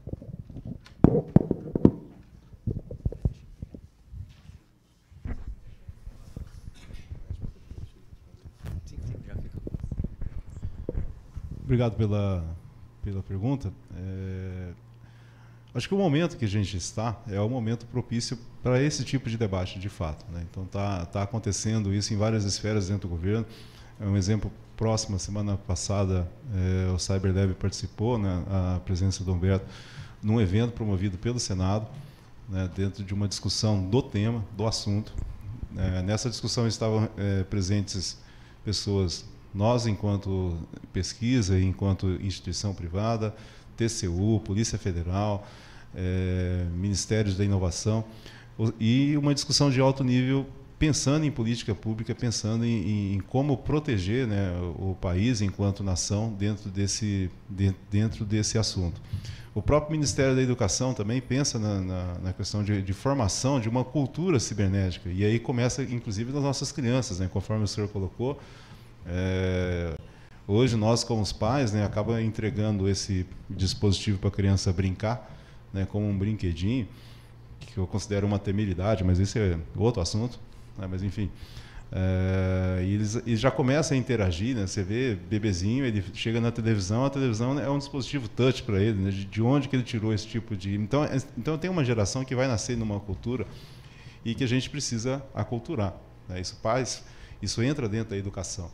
A cultura cibernética, a cultura de segurança, ela tem que começar, inclusive, nas escolas, né? E o Ministério da Educação tem começado a ter esse tipo também de discussão, né, da importância de inserir esse item lá, né? Quando você fala em segurança institucional, segurança nação, né, tá? Tenho meus colegas aqui que são das Forças Armadas há anos, a gente já está em outro patamar de combate de nação, né? Isso que está acontecendo na Ucrânia é uma exceção, né? Mas a guerra entre nações está em outro patamar, isso já vem acontecendo, a gente já vem, o Brasil já tem o seu centro específico para cuidar disso. Políticas de segurança da informação estão sendo debatidas, né? Política nacional em várias esferas, em infraestrutura crítica, né? Tem sido debatido. Então eu digo que o momento é esse. O que não pode acontecer é a gente perder esse momento, né? Isso é fato, né? A nação está digital, a população está digital, nossos filhos estão digital, quer dizer, todos estão digital. Então não é modismo, né? É o mundo como ele é de agora em diante. Então, o que não pode acontecer, o risco que não pode acontecer é essa discussão esfriar por algum motivo. E eu acho que esse é o grande risco. Mas, assim, estamos num momento com vários interlocutores em várias esferas conversando sobre o tema. Professor, você tocou num ponto muito interessante. Só queria complementar. A gente está vindo num momento nacional de analfabetismo, desde o projeto Mobral, etc. Já foi sendo... Entramos no analfabetismo funcional, que continua, e a gente está no analfabetismo digital. Isso, assim, fica bem evidente. Existe um termo interessante chamado literacia digital, que é fornecer subsídio, capacidade para a pessoa entender aquilo que está acontecendo no contexto, não mais da leitura, como era o analfabetismo, não mais funcional, como é a aplicação do seu conhecimento naquilo que você faz, que muita gente não sabe o que está fazendo, só repete. E a literacia digital busca justamente dar esse subsídio para poder entender a interação com o 0 e 1, que normalmente é exposto através de uma tela. Mas também tem outros modos de exposição, pode ser o som, pode ser sensorial, por aí vai. Esse tema, eu participei de alguns debates dele no Ministério da Educação, há algum tempo atrás, para começar a introduzir de uma maneira mais eficiente, não eficiente, mas eficaz, dentro da grade curricular, aquilo que o aluno precisa saber para ele poder não ser um analfabeto digital, para ele poder se educar. E quando você percebe algumas iniciativas que já não são mais iniciativas, fazem parte do currículo de outros países, coincidentemente inclusos na parte de segurança, como foi lido ali, você percebe que competições de hacker mirins, hacker brancos, desde 5, 7, 8 anos, as crianças, eu presenciei isso, a criança desenvolvendo um software ali e mexendo com software com segurança. Isso já tem década para trás disso. Então a gente realmente precisa evoluir muito. Obrigado pela sua colocação e por trazer isso para a plateia. Eu vou corroborar aqui a pergunta do professor João Bosco. Também da internet a gente havia recebido uma pergunta do senhor Ulisses Peixoto, considerando-se que a segurança da informação parte de sensibilização do usuário na proteção de dados, sugerem ações mais específicas para a evolução da educação cibernética em nosso país? Então, acho que já convergiu com o que foi trazido. Professor João Bosco, o senhor é uma referência para nós. Eu, como engenheiro civil, me recordo, em 2009, o professor João Bosco liderou um grupo de trabalho do CREA, onde foi feita uma auditoria dos monumentos, obras públicas do Distrito Federal, e foi apontado o risco de queda de alguns dessas obras de arte, né, que nós temos na nossa capital. Entre elas, a Ponte do Bragueto e o Eixão. E, infelizmente, aquele seu chamado, naquele momento, que era tão no espírito da prontidão que a gente está trazendo agora para o mundo cibernético, não foi ouvido e o nosso Eixão caiu. Quiséramos ter ouvido, então, o professor João Bosco naquele momento, antes que o risco tivesse virado crise, né? Agora, graças a Deus, nós estamos vendo aí uma série de reformas nas tesourinhas e assim por diante, graças ao seu trabalho. Corroborar também com o trazido pelo professor Rildo e pelo professor Valier, o aspecto de educação foi fortemente discutido nessa audiência pública, onde eu tive a honra de representar o CyberLab semana passada no Senado Federal. Então, acredito que há um ganho crescente agora de visibilidade para a relevância do tema, né?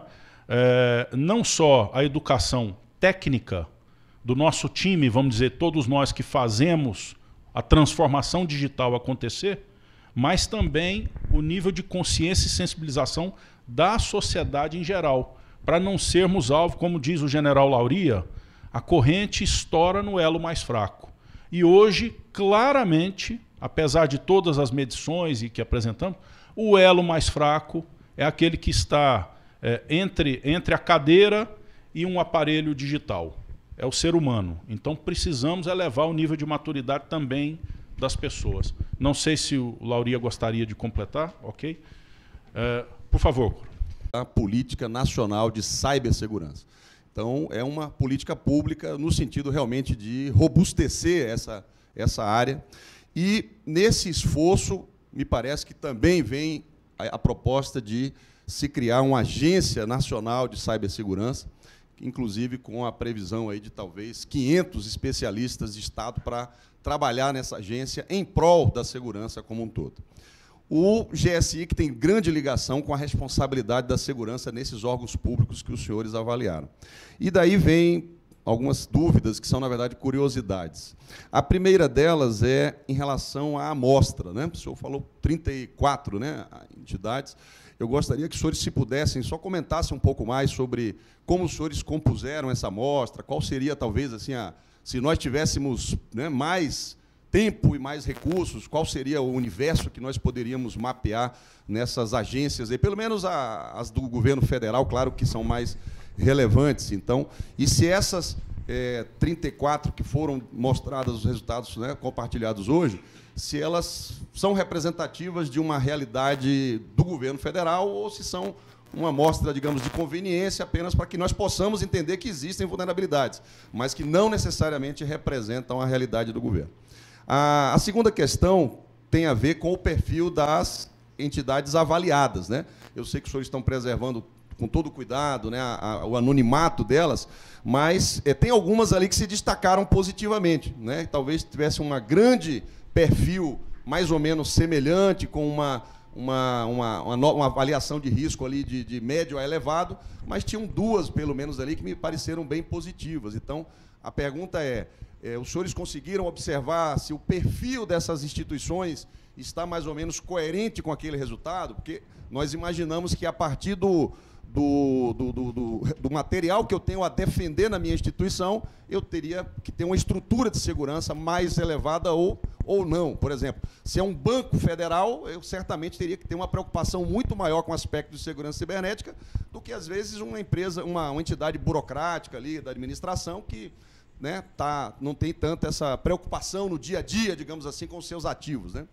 E a terceira pergunta é em relação aos resultados que os senhores apresentaram, e aproveitando a colocação, né, do doutor Humberto, se o tipo de vulnerabilidade caracterizada, se olhando o lado do usuário, ou seja, de quem vai se utilizar da informação que os senhores produziram, a redução dessa vulnerabilidade passa mais por aspectos de infraestrutura ou aspectos mais de engenharia social, do pessoal, de educação, de, digamos assim, de mudança da cultura da instituição em relação à segurança cibernética? Se é algo, digamos, que requer um investimento financeiro ou se requer um investimento mais educacional, considerando que, na verdade, nenhum dos dois é simples para a administração pública, né?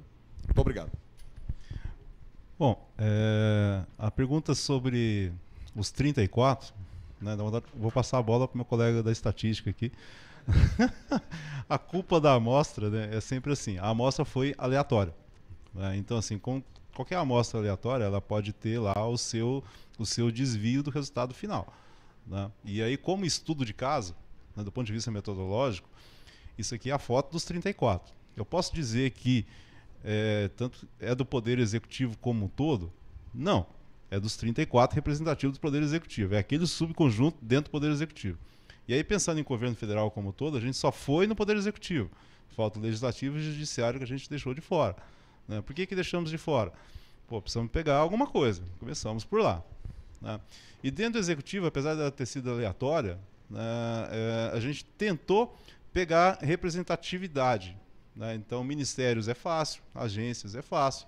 Tá aí algumas instituições que a gente pegou. Mas assim, digamos o quê? Como que foi feito isso? Nós sentamos, vamos pegar isso aqui, que está mais tranquilo, é mais fácil. Quando eu falo assim mais tranquilo, né, a gente imagina que tem mais dados sobre aquelas instituições. Né? Entendeu? Então, assim, ela tem todo esse problema da definição da amostra, mas do ponto de vista metodológico ele suporta pelo princípio de um caso. Né? Então, eu estou estudando o caso, é a foto desse caso, é a realidade desse caso, desse contexto. Né? Eu consigo extrapolar isso, me dá alguns insights. Né? Por exemplo, indo direto para essa última pergunta, né? Me dá alguns insights do tipo, aplicação, preciso melhorar, porque foi muito evidente, né, que dentro daquele domínio das aplicações eu tenho problemas lá. Então, me passa a impressão de que eu preciso trabalhar muito forte na questão de desenvolvimento de aplicações. Então, desde a educação, metodologia, então passa por universidades, né, o que a gente está ensinando de engenharia de software, a gente tem que trazer, porque se eu for pegar da minha formação, eu não lembro de nenhum instante nas minhas aulas de engenharia de software o tema segurança da informação. O tema era sempre mapeamento de requisito, entender o que o usuário quer, software com usabilidade, e mesmo assim a parte de usabilidade, quem é engenheiro não gosta muito dessas coisas. Né? Esse negócio de corzinha ali, cor lá, não era a nossa praia também. Entendeu? E que era, em última instância, o software ia ser apresentado daquele jeito. Né? E eu estava preocupado com a cozinha. Né? Então passa por um reprocesso educativo nessa perspectiva, sim. Né? A segunda pergunta era sobre o resultado, né? Não, o financeiro era a terceira. A sua segunda questão?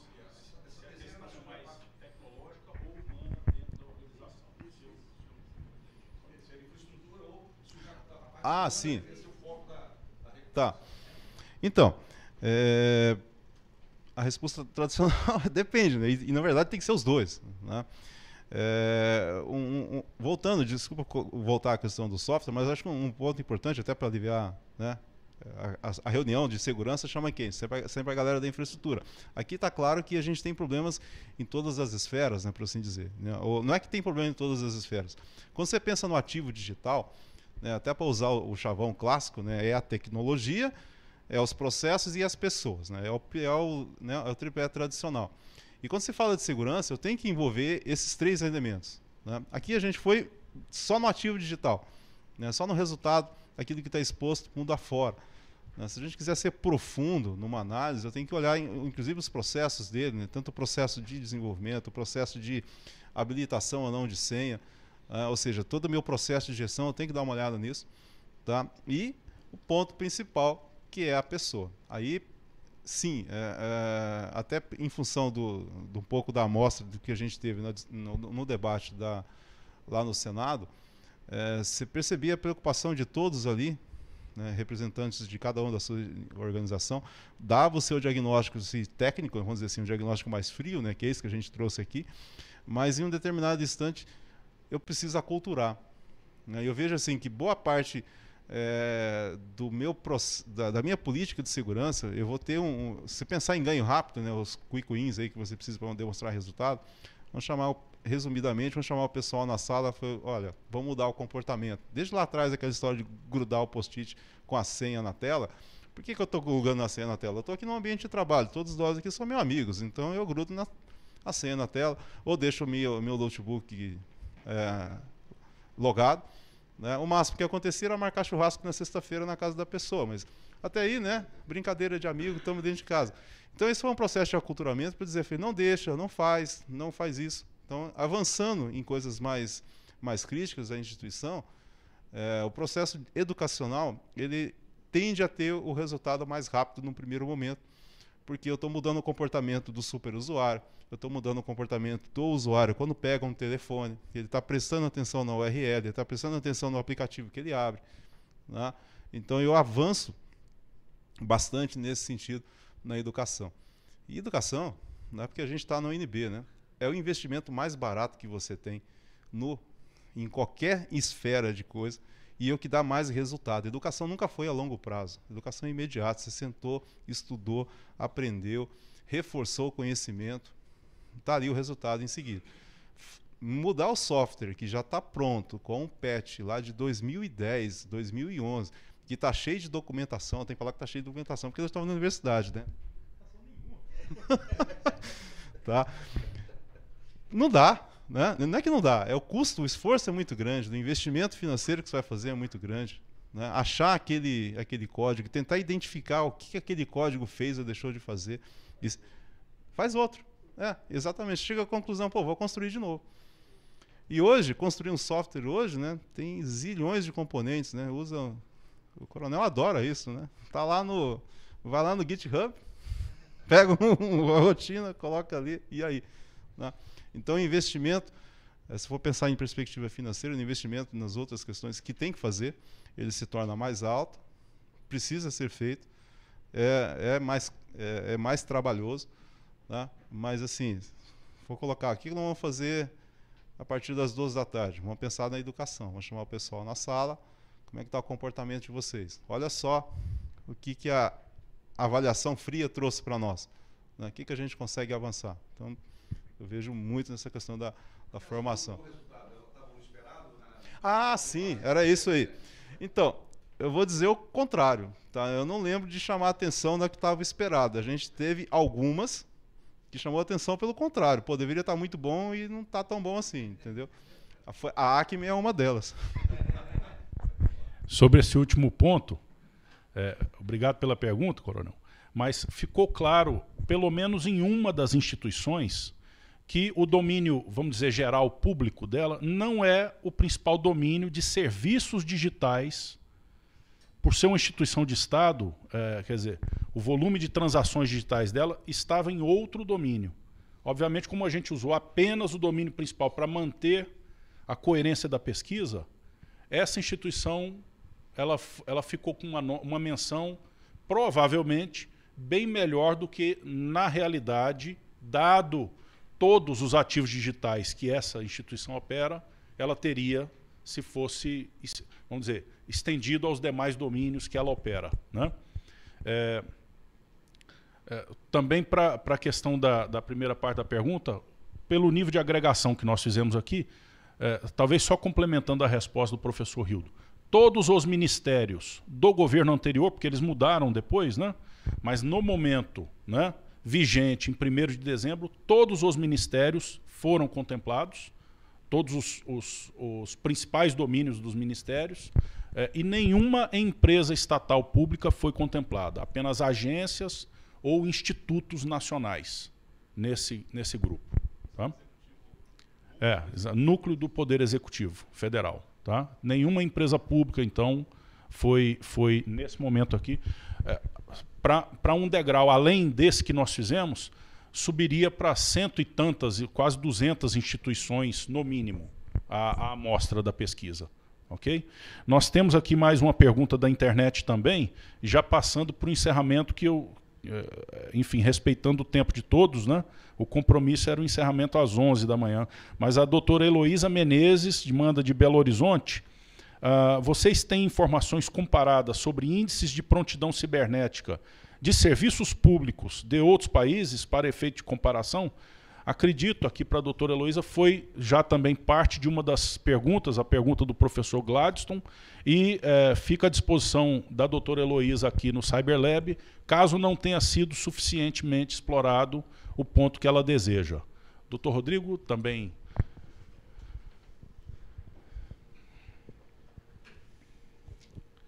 Mais algum na internet?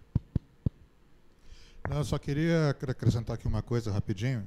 Como é que acho que o tópico aqui, para não ficar me estendendo muito, já que a gente está no final, eu acho que assim, um parâmetro aqui que a gente pode usar para comparação, eu estava vendo aqui sobre um dos países mais digitalizados do mundo, que é a Estônia, que eu acho que assim está acima de mais ou menos 90% de digitalização, e eles tiveram um problema com o ataque cibernético em 2007 e 2010. Eu estava vendo aqui uma matéria aqui no site, eles trabalharam com 3 pilares.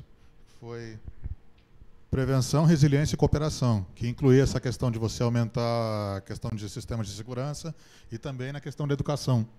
Eu acho que assim, mesmo sendo um país, acho que assim, do tamanho do Rio de Janeiro, eu acho que a questão das práticas dele acho que seria interessante, assim, como outro país, como referência para a gente estudar e melhorar o que a gente tem nas nossas estruturas. Excelente, doutor Rodrigo. A Estônia, inclusive, é um país marcante na nossa análise aqui do CyberLab histórica da evolução da prontidão cibernética. A Estônia ela define um ponto que o general Lauria traz, onde a gente sai do momento de expansão da internet, desde 1986, quando houve o primeiro ataque hacker, lá no Berkeley Labs, na Universidade da Califórnia, é o primeiro registrado, vamos dizer, na literatura, pelo menos que conhecemos, até 2007, quando houve um incidente denominado Soldado de Bronze, que inviabilizou sistemas de governo da própria Estônia. Então a Estônia é um país marcante, porque ela foi a primeira nação a ficar de joelhos em razão do incidente cibernético. Pelo menos segundo aqui a nossa literatura disponível nesse momento, né?